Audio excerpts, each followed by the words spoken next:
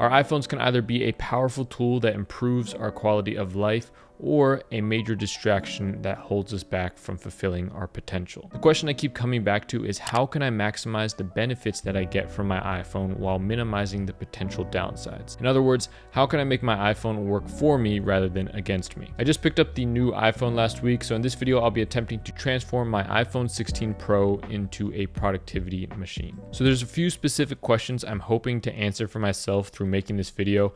The first one being, what apps should I actually keep on my phone? Second, how can I set up my phone to maximize utility while minimizing distractions? Third, in what context is it actually beneficial to use my phone as opposed to a computer or another device? And finally, what does it even mean to use my iPhone in a productive way? Right, so I think a good place to start is just going through my phone together alongside you and just doing a bit of an analysis and cleansing session, honestly. Things have gotten a little bit out of hand. I've been downloading all these random apps and doing things on my phone that usually I would advise against. So I think we're just going to go through each folder and just kind of clean things up. So when people get addicted to their phones, the phone itself isn't really the problem. It's the apps that people have on their phone that lead to excessive screen time and overstimulation.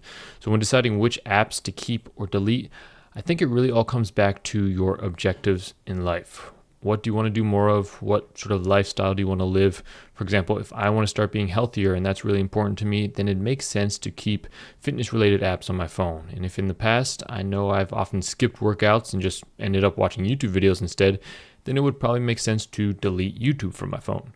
That's a pretty basic example, but you get the idea. Ask yourself if each app on your phone supports the person you want to become and the lifestyle you want to live, or holds you back from it. It might sound like I'm taking this too seriously, but given how much of our lives we spend on our phones these days, I think the way we use them can have a major impact on our direction in life.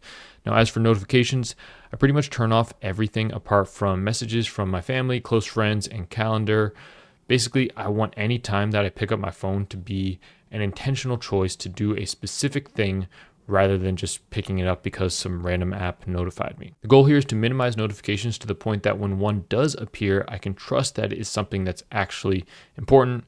And I've also turned off all notification badges, so there's nothing that tempts me to open a random app. Right, so I have taken the time to establish 4 specific contexts in which I think using my phone for me personally actually provides some significant positive benefit for my life. And I've translated each of these 4 use cases into an accompanying focus mode, home screen, and lock screen layout. And I've set up each of these layouts to maximize efficiency while minimizing distractions when I do go to intentionally pick up my phone in these contexts. All right, so the first context is task and time management. And when I think about using my phone in a productive way, this is probably the first thing that comes to mind. And so I've set this up as the default layout for my home screen. And when it comes to managing my time using my iPhone, I think there's really just 3 main apps that I find myself using: a calendar, a task manager, and just the basic clock or alarms app. So when it comes to the task manager, it really doesn't matter which app you use. They're all pretty good. Things 3, Apple Reminders, Todoist, anything like that. The main important thing here is that it has the ability for you to quickly capture tasks into some kind of inbox. And thankfully, there's a bunch of different ways we can set this up. So it really just comes down to personal preference. But if you have the iPhone 15 Pro, 16, or 16 Pro, you can set the action button here on the side to basically run a shortcut to just add a new task to the inbox of your task manager. You can add a widget to your lock screen to quickly add a task to your inbox. You can also now in iOS 18 customize the 2 controls at the bottom, which are by default the flashlight and the camera app. You can change that to add a task to the inbox of your respective task manager. You can also add the same control into your control center. If you swipe down from the top right corner, you can just add a new control there. If your app has a specific control already set up, you can add that, or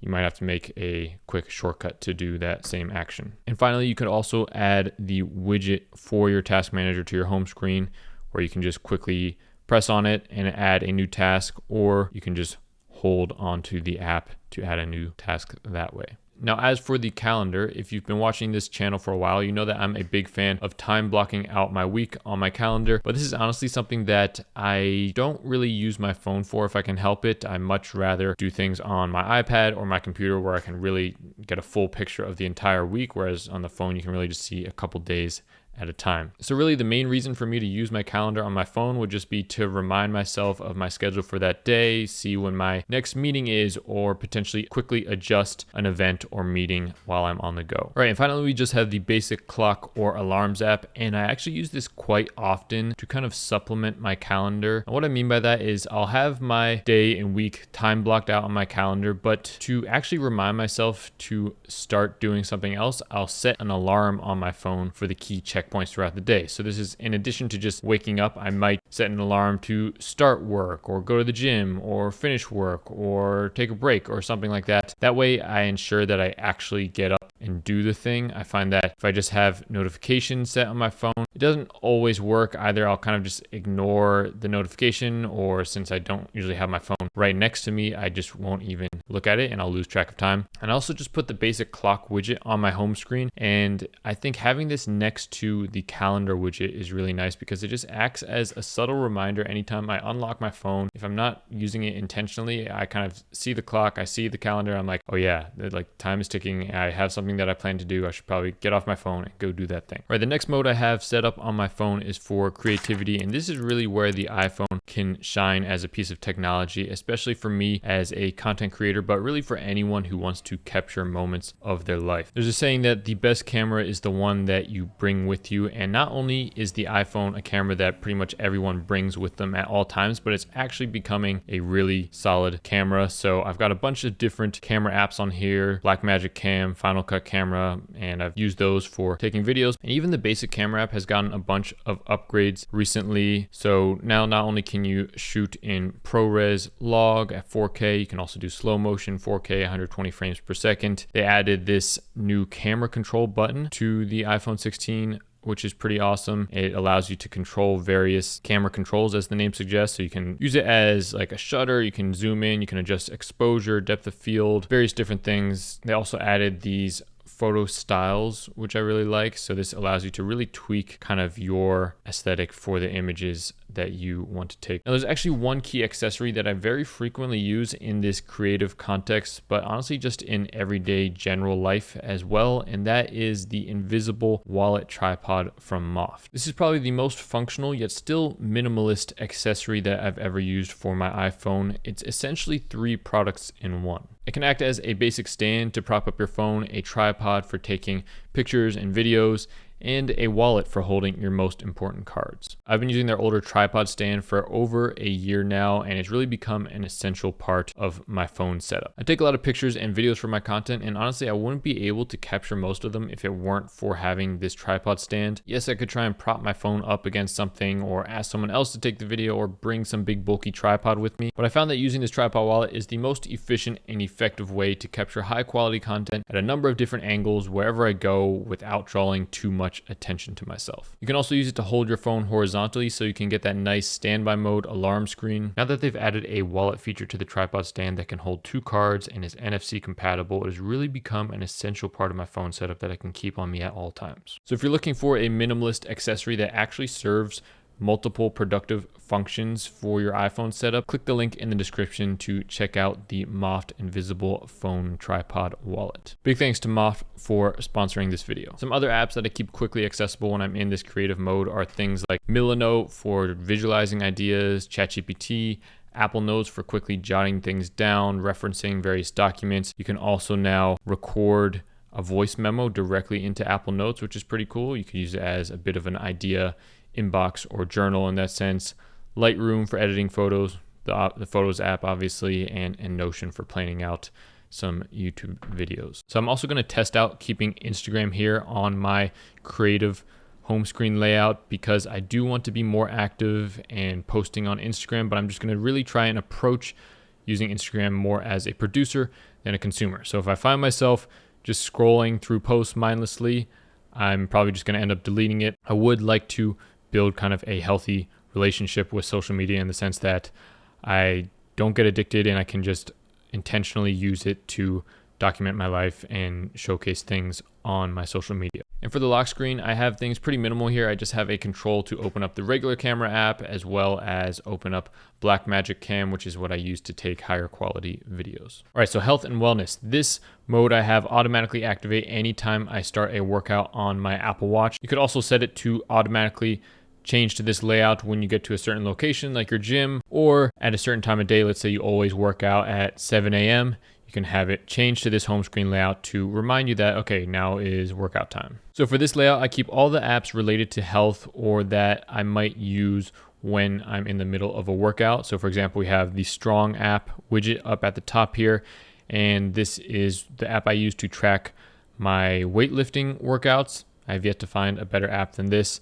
Also recently downloaded All Trails. I'm trying to do more cardio, and one form of that I really enjoy is hiking. Aura is what I use to track my sleep and various other health metrics. I generally prefer it over other fitness trackers that I've tried. I also just have the general Apple Health app on here, which kind of acts as a hub for syncing all the various health data that I've tracked across various apps and devices. I've got the fitness app, which just shows me at a glance my Apple Watch rings. I also have the Spotify widget, because most of the time when I'm working out at the gym, I will listen to music or podcasts or audiobooks or something. And finally, I have the Insight Timer widget, which is a meditation app. You really don't need an app for meditating. You can just set a timer on your phone. But I like it because, one, the widget is kind of nice and it puts these sort of motivational deep quotes, but then also when I do start a meditation timer, it will log that as mindfulness minutes into my Apple Health.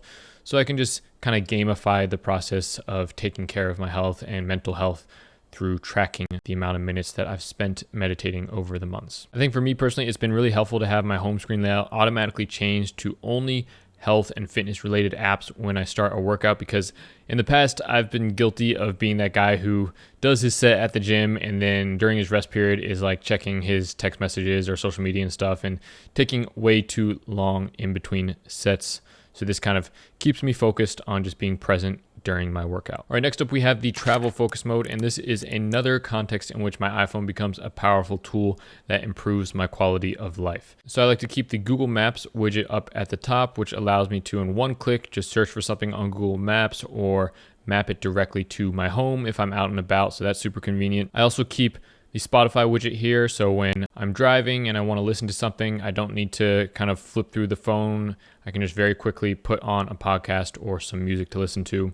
Same goes for the Audible app. And then I included a few other travel apps like United, Uber, Park Mobile, and Lyft, which I don't use that often unless I'm traveling. But having this focus mode, I think, is really useful. It helps me if I'm just getting in the car and about to go somewhere, I can just flip it on and I can easily access Maps, Spotify, anything I need, and not be distracted by any other apps while I'm driving or on the go. Now, having all these different focus modes and home screen layouts really comes together thanks to the new iOS 18 update, which allows you to customize your control center layout. And so what I've done is essentially add different shortcuts onto my control center that turn on a particular focus mode and change to the accompanying home screen layout. So if throughout the day I want to switch to a particular mode, all I need to do is swipe down on the control center and click the relevant shortcut to change to that mode, or I can also click on the master focus mode toggle to switch between different focus modes. Let me know in the comments how you set up your iPhone and what you think of this setup. Is it overcomplicated and unnecessary, or is it actually a cool way to organize your phone and help you use it in a more